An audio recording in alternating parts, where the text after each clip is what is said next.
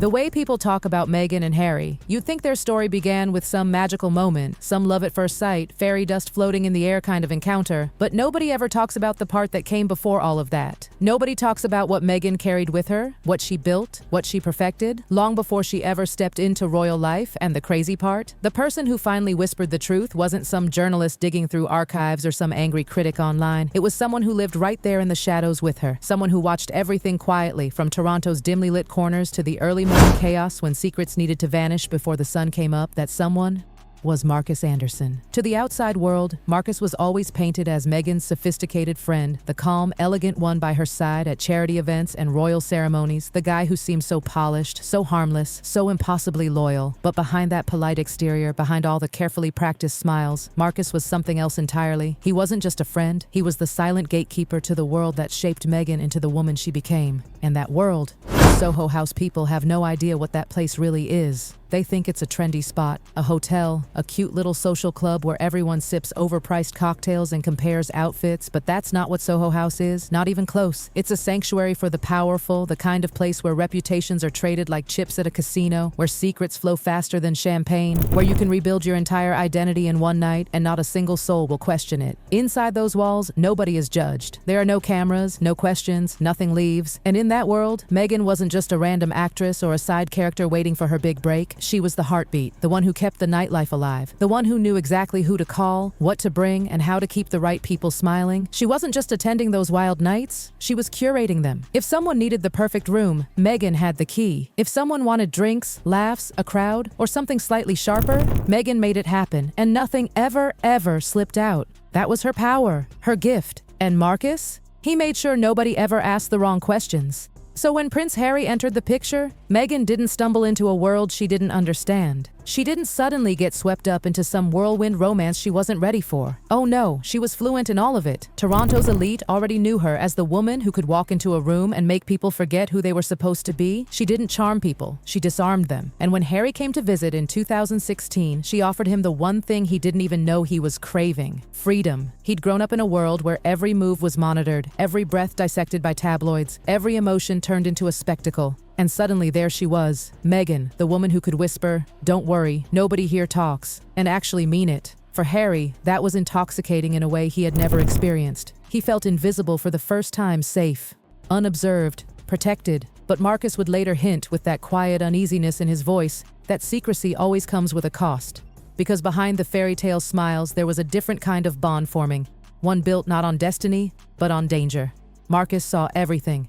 The nights that never made the headlines, the mistakes that were cleaned up before anyone in the outside world found out, the favors that cost more than money, the things that would crumble the royal narrative if they ever surfaced. He knew the truth lurking behind Meghan's Soho House days could rewrite the entire royal story from the ground up, and honestly, that's exactly where this story begins. Long before the wedding, the titles, the interviews, it begins with the secrets Meghan carried with her, secrets that Markus guarded with his silence back in 2016. Meghan's Hollywood dreams were fading, but not because she'd given up. She simply outgrew them. She wasn't just an actress anymore. She was the pulse of Soho House Toronto, the elite playground where actors, politicians, billionaires, and people you'll never read about in newspapers went to forget themselves. Phones were banned, names weren't dropped. And when the night began to fade, Meghan was the one people turned to. Because she could revive the energy instantly, she knew exactly who needed what, how much, and how to get it, all without drawing attention. Behind closed doors, insiders whispered that the real menu wasn't food or drinks, it was something far more dangerous. And Meghan?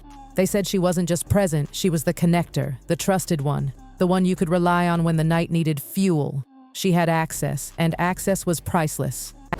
In that world, Meghan became untouchable. She drifted through rooms with the confidence of someone who knew exactly where every weakness lay. She smiled at the right people, disappeared at the right times, and dropped the right names like breadcrumbs. And at the center of all of it was Markus Anderson, the man who ran that world from behind a velvet curtain. He watched Meghan sharpen her instincts. He saw how she could manage chaos with the calm of a surgeon. And he saw how she built a network so strong, it protected her from fallout that would have destroyed anyone else. And then came the night he still refuses to fully talk about. The night in Toronto. The night everything went wrong. Harry had flown in quietly. No photographers, no staff, no palace eyes. Just a secret visit meant to stay completely hidden. It started simply enough. Friends, a private room, low music, drinks, nothing unusual for Soho House. But behind the laughter, something else was happening. A run. And in Toronto nightlife, that word didn't mean a midnight drive. It meant indulgence, it meant crossing lines. It meant secrets that had to stay buried deep. And Meghan, according to those who were there, wasn't just enjoying the night, she was running it. Just like she had in Jamaica at her previous wedding. When she famously rolled over 100 joints for her guests, she knew how to orchestrate an atmosphere, how to keep people comfortable while they let go of themselves entirely. That was her specialty, her brand.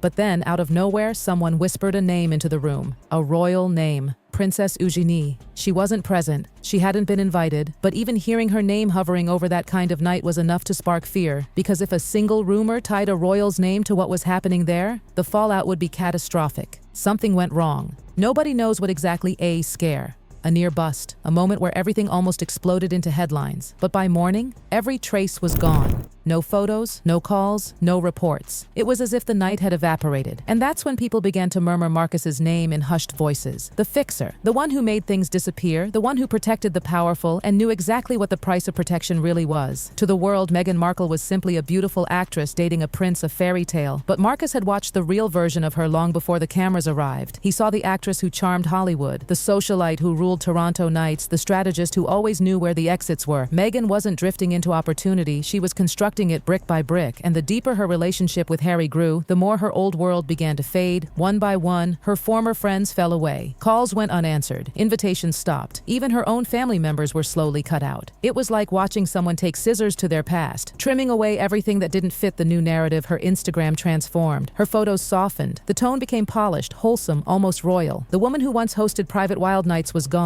In her place stood a duchess in waiting. And Markus noticed every single shift, because Meghan didn't reinvent herself. She erased. And that's where his unease began. As Meghan slipped deeper into Harry's world, everything around her softened publicly, even as everything privately tightened. People who once swore they were close to her started whispering that she vanished without a goodbye. Friends from Suits said the messages slowed, then stopped. Toronto acquaintances who once saw her every week suddenly realized months had passed without a single check-in. Even family, the ones who knew her before the glamour and the exclusivity, felt the quiet distance settle in like a wall. And Markus? He saw the pattern forming before anyone else. He'd watched countless people climb through the doors of Soho House trying to reinvent themselves. But Meghan didn't just reinvent, she replaced. She swapped out entire parts of her life like they were props in a performance. When she crossed into a new world, she didn't drag the old one with her, she buried it. She made sure no one from yesterday had the power to expose who she had been before today. So when she stepped into the orbit of royalty, she did what she always did. She created a pristine version of herself, clean, polished, empathetic, humanitarian. And she made sure the raw, unfiltered version remained locked behind Markus's silent loyalty and Soho House's dim walls. But cracks always show eventually. As Meghan's story bloomed on the world stage, people noticed tiny contradictions. Harmless on their own, but strange when lined up. She told interviewers she never Googled Harry before meeting him. Yet somehow she knew details that only someone who'd researched him would know.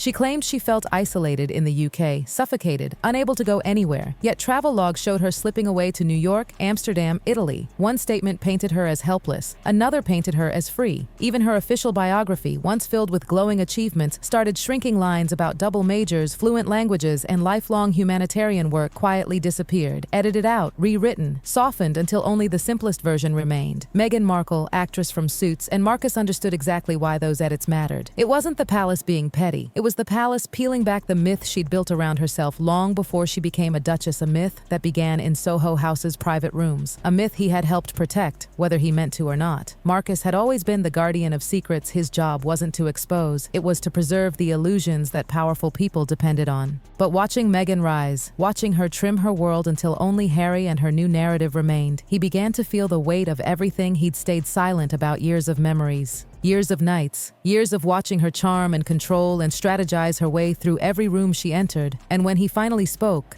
not with malice, not with accusations, but with quiet truth, the world hesitated, because Markus wasn't some outsider trying to stir trouble. He was the man who watched Meghan evolve step by step. He saw her build her persona layer by layer until the real woman was hidden beneath performances so polished they almost felt sincere. He didn't claim she faked her entire life. He simply revealed that nothing about her rise was accidental. He painted a picture of a woman who studied every door before knocking, a woman who made sure every fall looked planned, a woman who saw reinvention not as a luxury, but as survival, someone who could charm you so completely that you wouldn't even realize realized she was already studying her escape route, and that's what makes her story so haunting. Because for every glamorous speech, there was a shadow behind the spotlight. For every perfect photo, there was a truth cropped out of the frame. For every new version of Meghan Markle presented to the world, there was an older version quietly buried, hidden, erased. Markus didn't destroy Meghan's image, he just reminded the world that behind every glossy fairy tale, there's a reality someone worked very hard to hide. And Meghan, she was a master at hiding it.